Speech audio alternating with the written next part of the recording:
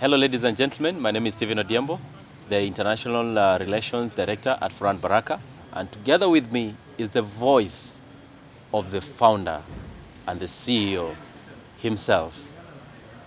He will say his name. I don't want to say his name, but he will tell us what is his vision, how he leads, and the strategies of Furaha and Baraka. Welcome. Asante sana. Karibu, Asante karibu. sana. Asante sana ndugu yangu. Yes. Yeah. So, this is the Furaha Voices, and we have many people who are actually locked right now, and we want to know what is your vision, what actually triggered you to come up with a wonderful company as this called Furaha and Baraka Farms. My name is Daniel Kimuyo Mwero. Okay. I come from Coast. Okay. Born in Kaloleni and bred in Kilifi. All right. So, first of all, why Furaha and Baraka? We realized that there's power in names, and so when we had this farm or this company and we wanted to give it a name, I thought it should actually live beyond us. Like a legacy. Like a legacy, and I wanted it to leave a legacy. Okay. And because I thought like there's a power in names, I felt like I should involve my family. Not Okay. necessarily that they would carry along with it. I mean, of course, Yeah. I wouldn't really push them to. I Yeah. won't push my kids to carry on with this, but because I love their names. So my daughter is Furaha, and my Okay. son is Baraka. And so I thought like it. I mean, people who would work, or rather our partners or people who would be involved with Furaha, with this farm, Yes. they should be happy and blessed throughout their lives or throughout their timing with us. Okay.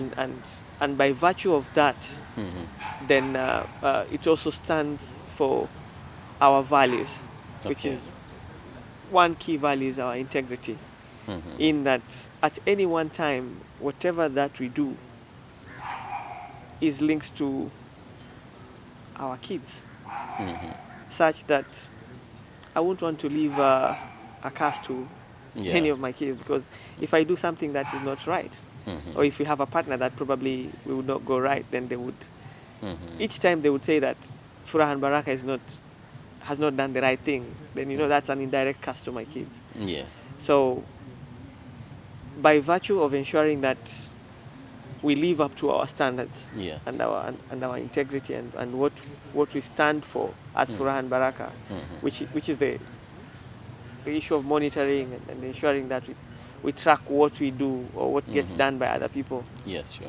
Then by virtue of that, then we'd leave these names. I mean, we leave our values plus the names and leave a legacy as we move on. That's wonderful. So that's with the name. Yes. When we talk about now Furaha and Baraka Farms, in line of business, in line of farming and agritech, and more or so what we do as environment conservation. What can you tell us that really has inspired you to come up with a company that deals with tree planting, monitoring, and the reporting and everything? What triggered you? Thank you very much. Yeah. So we started about 11 years ago, Okay. and of course with my brother Felix, Okay. Felix Kimani.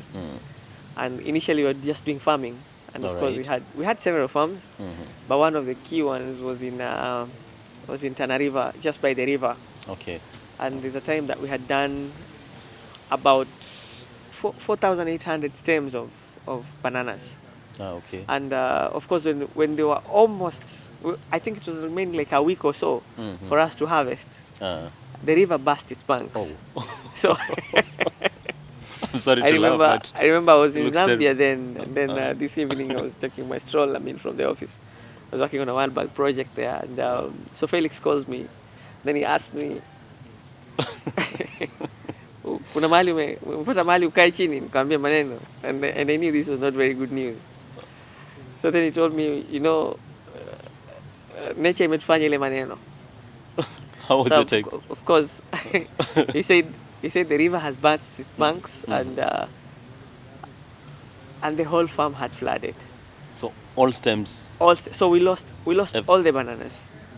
4,000, Oh. about 4,800. And you know, they were like a week too. I have those photos, I'll show you. Sorry to hear that. So, yeah, I mean, it's life.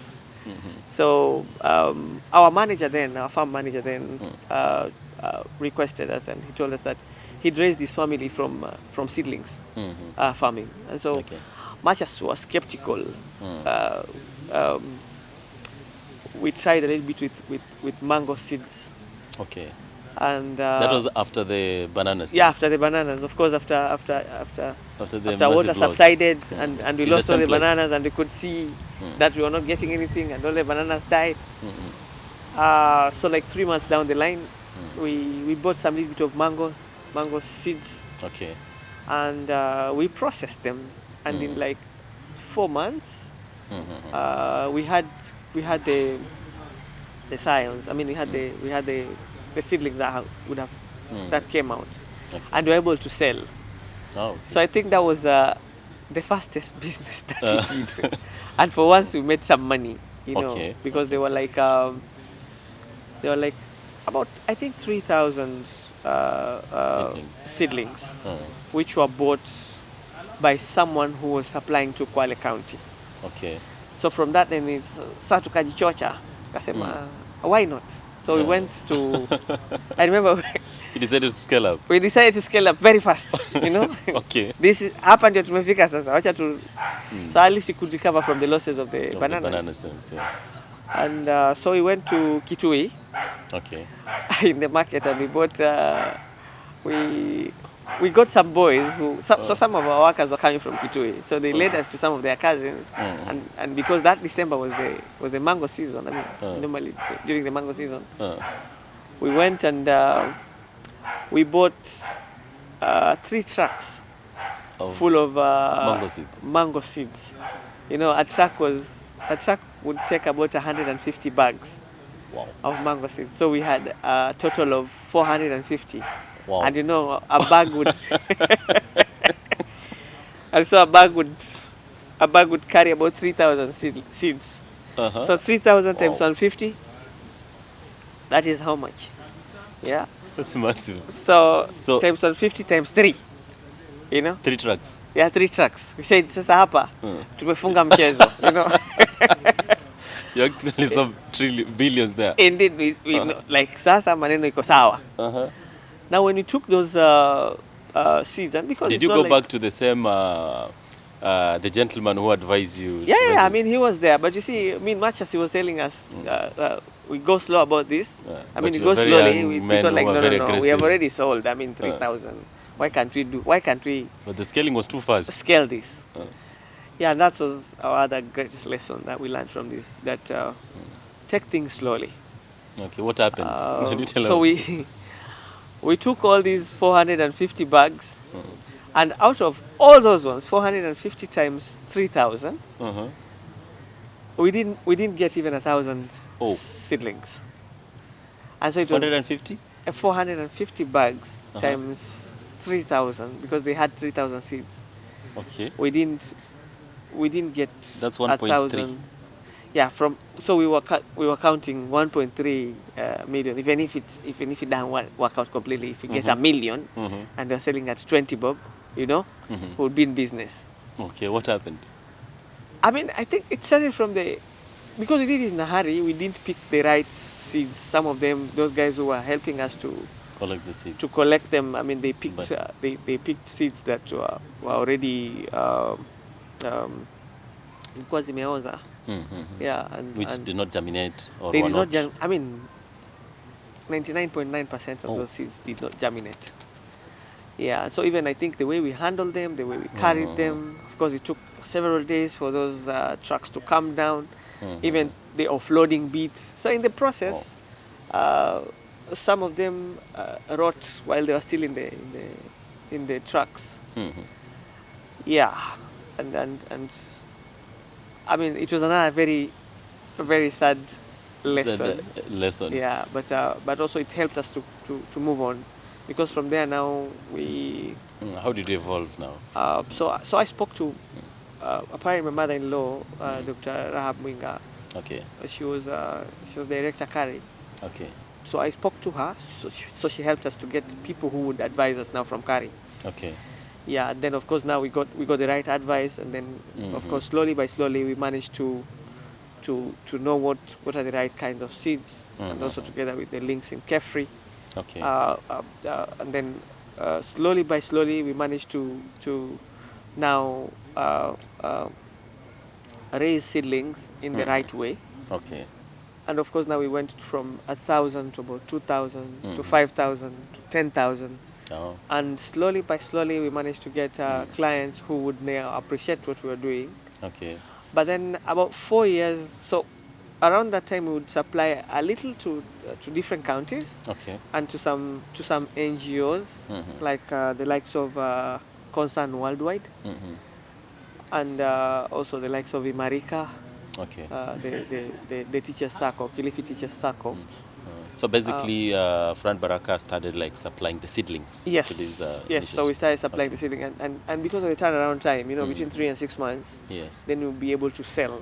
Okay. Then it was a model that was working for us, and since it wasn't really like our main job, because we still had other jobs. All right.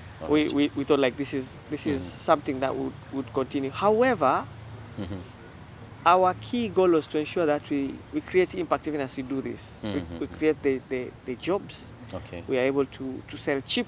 Okay. And also because we got trucks now to be able to supply. distribute far and wide within the country. Okay. And now because of that model, around 4 years down the line, Equity Bank turned 35 years in business. All right.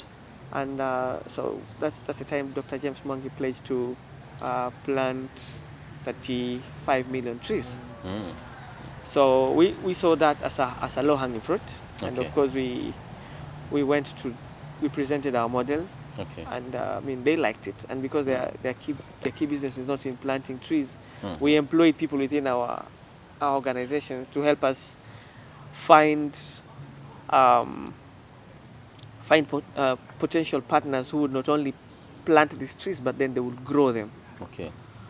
And these were basically institutions, the military, schools, private individuals with big farms. So we would go around, talk to them. Once we get them, we would send. Equity had a form that they would need to fill in, and then of course Equity, after verifying then through the different branches. I think we worked with over 100 branches across the country for Equity. We managed to supply directly about 25 million trees, 25 million seedlings. From the 35 million that was pledged. So of the 35 million that was pledged, we managed to supply about 24 million and something. All right. Yeah, and of course, like I said initially, that this business keeps on changing because we learn new things every day.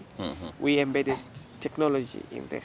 Okay. And so my background is IT and statistics, and because I'd led many teams in the different places.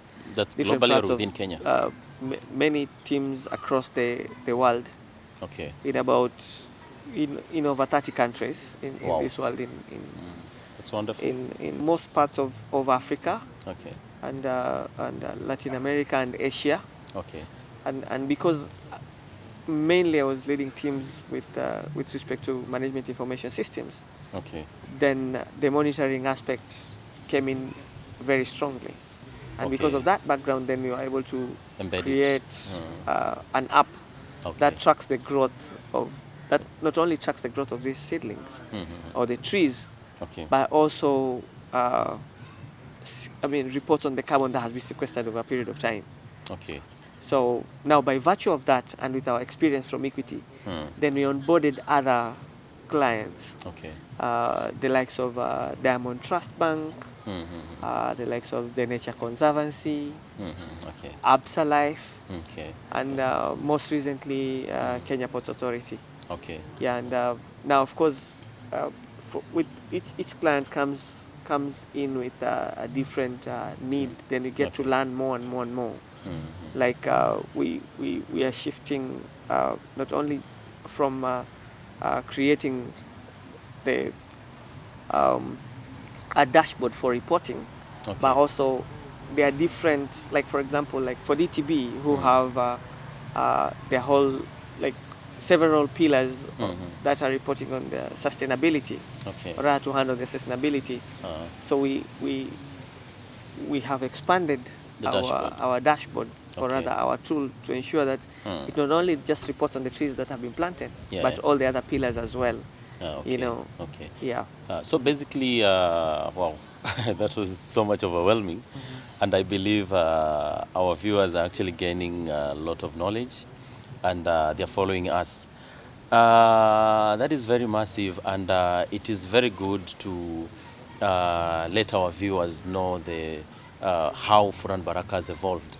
And on the same note, from the tree supply, seedlings, to the embedding of the technology, whereas now you can monitor, how does Furaha and Baraka create these solutions? Or what are the key solutions that Furaha and Baraka actually solve within the corporate world and also in line with the global ESG? Because right now, different corporates are actually rushing to come up with the report writing and the framework based on the international standards. How does Furaha and Baraka now comes and create that solution in a very precise way? So thank you very much. I think I'll answer that with respect to an array of how we provide our solutions. Okay. So over a period of time, we've come to appreciate that it would be good to handle the whole value chain, from Okay. from the seedling itself, Okay. to the planting, Uh-huh. to the growing, to the nurturing, Uh-huh. to the monitoring, Okay. and also reporting, and also we are in the process Mhm. of talking to potential carbon buyers. Mhm. So in the whole of that value chain, Okay. It's so like a 360 so kind like a of a 360 solution. kind of a solution. Okay. So now to answer you, I'll quote specific examples. Yeah, sure. So and in the process, because then now we need to raise the seedlings. So we have nurseries spread across the country, but then also we work with different communities, and mainly the communities that are within the forest, or rather. So now, so we raise different types of seedlings. Okay. So for the indigenous, exotic, and fruits, Okay. these ones are basically communities that we work with. We give them inputs, and then we are able to buy off from them Okay. as I mean, when the seedlings are ready, which is supplied to different suppliers. I mean, to Okay. different clients. Okay. That's for the indigenous, That's for the indigenous, exotic, and the fruit trees. exotic, and the fruits. Okay. But then now there's also the mangrove, which sequesters like 10 times more. More carbon. We have worked with KFS to ensure that we requested for allocation of land across the coastal region. Okay. So together with KFS, we went and mapped out, I mean, with their experts, the GIS experts, and our experts, together with our environmental experts as well.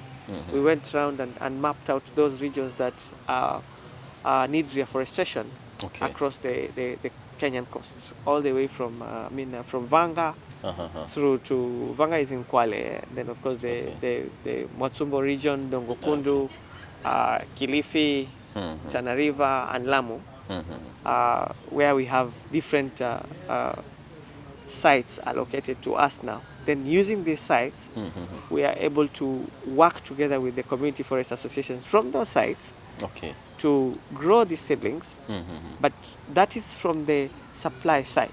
Okay. Then we go ahead now to create the demand side, where we have an office in Dubai. Okay. And through that international office, we are able now to talk to a number of potential emitters who would need to net off. Okay, on the so carbon. that on the carbon. Carbon emitted. So then now we present to them our model, and Okay. if they are interested, then now they come on board. Okay. One of them that we are in the process of discussion is the likes of Emirates. Okay. But then locally, we have a number of organizations like IBA Africa, Okay. Absa Life, Okay.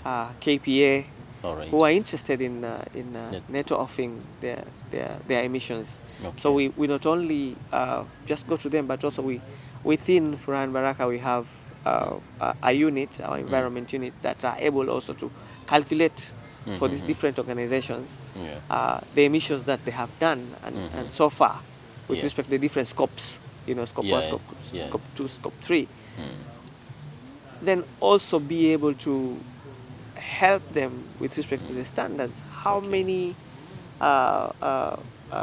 trees that they will need to plant so that they are able to net off what they have been emitting. So by virtue of that, then we are able to provide like a one-stop shop, like a 360 kind of solution Solutions. across. Okay. But then once now we get into a contract with them and we have allocated them a place, or we found them a place where they are reforesting, we don't only stop there. Then Okay. that's when our app comes in Okay. to help the client to be able to track the growth of these seedlings and also to see the carbon that has been sequestered over a period of time. Okay. Yeah, and at a click of a button, rather from at the comfort of their offices, they are able to see all this of what is happening. And of course, we have teams in the ground who helps us with the monitoring and the reporting. Okay. That happens initially. We do it every week with the communities that we're working with. Okay. And then, of course, for the reports that we give to our clients, we give them quarterly. Okay. Yeah. Wow. That's the CEO of Furaha and Baraka, and the information there is quite massive but very interesting.